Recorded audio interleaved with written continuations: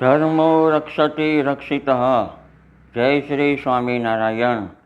આ તમામ અવૈદિક વિમુખ સંસ્થાઓને માત્ર ને માત્ર એટલું જ કહેવાનું થાય છે કે તમે જો ખરેખર સ્વામિનારાયણના જ હોય તો આ સત્સંગી જીવન ગ્રંથ છે, જેમાં ઉદ્ધવ શ્રી સ્વામિનારાયણ વૈદિક સંપ્રદાયની વૈદિક રીત છે, વૈદિક સિદ્ધાંત છે અને વૈદિક ઉદ્ધવ સંપ્રદાયનું સનાતન ધર્મે સહિત વૈદિક બંધારણ છે એવો મહાસમ્રાટ આ સત્સંગી જીવન ગ્રંથ છે.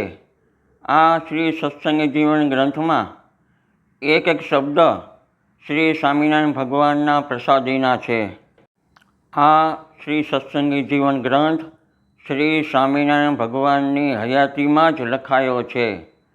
શ્રી સ્વામિનારાયણ ભગવાનની હાજરીમાં જ આ સત્સંગી જીવન ગ્રંથ લખાયો છે અને સ્વયં શ્રી સ્વામિનારાયણ ભગવાને શ્રી સતાનંદ મુનિ પાસે આ શ્રી સત્સંગી જીવન ગ્રંથ લખાવ્યો છે.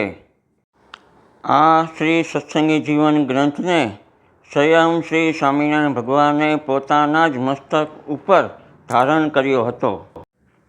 આ સત્સંગી જીવન ગ્રંથની આરતી પણ સ્વયં શ્રી સ્વામિનારાયણ ભગવાને જ ઉતારી છે.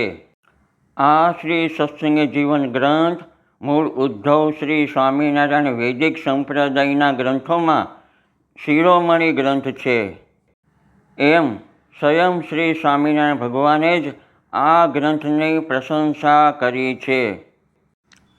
સ્વામિનારાયણના નામે બંધ, પાખંડ, અધર્મ ચલાવનારી આ તમામ અવૈદિક વિમુખ સંસ્થાઓને કહેવામાં આવે છે કે જો તમારી સંસ્થાઓ અને તમારા સિદ્ધાંતો વૈદિક જ હોય તો અને તમો સ્વામિનારાયણ ભગવાનના જ હોય તો આ શ્રી સત્સંગી જીવન ગ્રંથના એક પણ પેજને, એક પણ લીટીને, એક પણ શબ્દને કાપકૂપ કર્યા વગર જ સંપૂર્ણ આ સત્સંગી જીવન ગ્રંથને માત્ર એક જ વાર જગજાહેરમાં લાઈવ વાંચી સંભળાવો.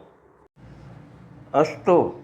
શ્રી લક્ષ્મીનારાયણ દેવની જય, શ્રી નરનારાયણ દેવની જય, શ્રી છપૈયાવાસી ઘનશ્યામ મહારાજની જય, ધર્મકુળને આશ્રિત હિતેશશ્રી વાળાના જય શ્રી સ્વામિનારાયણ.